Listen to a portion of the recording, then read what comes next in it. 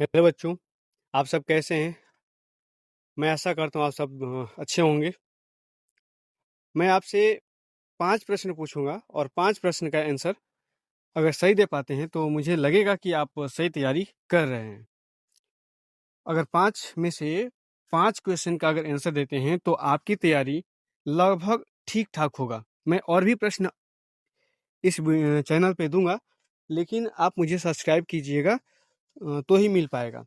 क्योंकि मैं जो अपना जो तैयारी करके क्वेश्चन रखा हूँ, वो केवल उसको देखने के लिए लगभग 10 दिन ही बचा हुआ है। इस 10 दिन में हम आपको ऐसे-ऐसे प्रश्न दूँगा जो एग्ज़ाम में हूबहू लड़ने का चांस बनेगा। तो आप मेरे चैनल को सब्सक्राइब कीजिएगा ताकि और भी वीडियो आपको मिलता रहे। और हम चलते हैं पहले प्रश्न की तरफ। पहला प्रश्न है पहला प्रश्न है कि आँख, नाक, गला के चिकित्सक द्वारा उप उपयोग में लाया जाने वाला दर्पण है। मतलब आँख, कान, नाक, गला के जांच में कौन से दर्पण का उपयोग किया जाता है? पहला है उत्तल दर्पण, दूसरा है अवतल दर्पण, तीसरा है समतल दर्पण और चौथा है इनमें से कोई नहीं। तो इसका जो राइट आंसर होगा वो होगा अवतल दर्पण। अवतल दर्पण का उपयोग आँख, कान, नाक, गला आदि के जांच में किया जाता है, क्योंकि जो अवतल दर्पण होता है वो किसी भी वस्तु को बड़ा बनाता है। तो हम अवतल दर्पण से अगर इसको देखते हैं तो ये हमें बड़ा दिखाई देता है। चलते हैं हम अगले प्रश्न पे। अगला प्रश्न है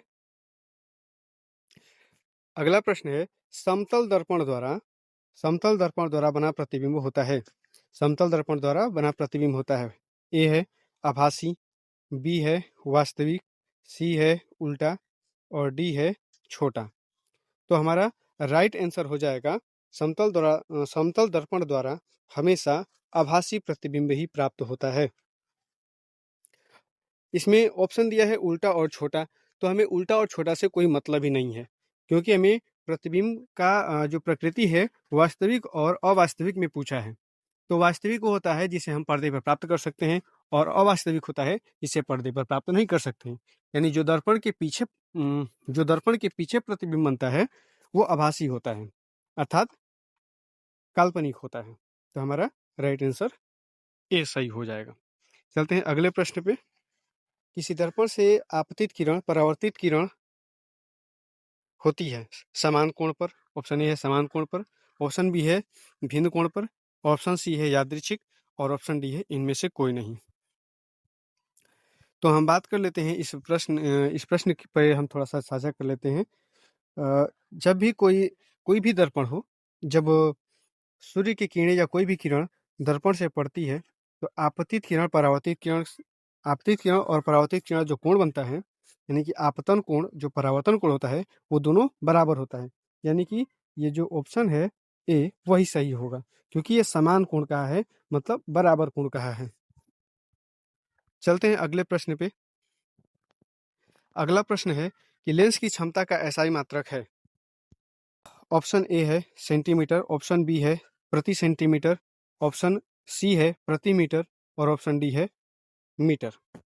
तो जो लेंस का क्षमता होता है, लेंस का क्षमता, उसका जो आप मन में सोच रहे होंगे कि इसका ऑप्शन में आंसर नहीं है, या जिसको पता होगा वो सोच रहा हो कि है, लेकिन वास्तव में इसका राइट आंसर होगा प्रति मीटर। क्योंकि लेंस की क्षमता का एसआई मात्रक मीटर होता है। लेंस की क्षमता का एसआई मात्रक मीटर होता है, लेकिन हम लेंस की क्षमता का मात्रक की बात करें तो वो डायऑप्टर होता है। डायऑप्टर में बोलचाल की भाषा में कहते हैं, लेकिन लेंस की क्षमता का एसआई मात्रक प्रति मीटर होता है। चलते हैं अगले प्रश्न पे। अगला प्रश्न है कि प्रकाश के परावर्तन के कितने नियम हैं। ऑप्शन नंबर ए है ऑप्शन नंबर ए है 1, ऑप्शन नंबर 2 है बी है 2, ऑप्शन नंबर सी है 3 और ऑप्शन नंबर डी है 4। तो हमारा राइट आंसर जो है राइट आंसर वो राइट आंसर हो जाएगा 2।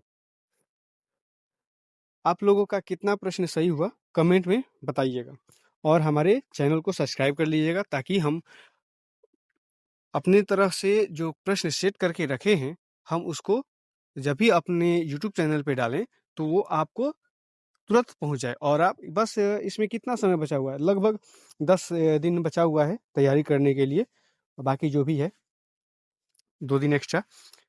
अगर आप इसे सब्सक्राइब कर लेते हैं, तो आपको अन्य वीडियो मिलता रहेगा। हाँ, और केवल एजुकेशन वाला ही वीडियो देखिएगा इस समय, क्योंकि आपका भविष्य आपके हाथ में है, आप जो करना चाहें वो कर सकते हैं। देखिए, ये जो समय है, समय अगर एक बार चला जाता है तो फिर वापस नहीं आता है। इसलिए आप केवल एजुकेशन वीडियो ही देखिएगा, अन्यथा अपना केवल रिवीजन कीजिएगा। चलिए, आप हमारे चैनल को सब्सक्राइब कर दीजिए।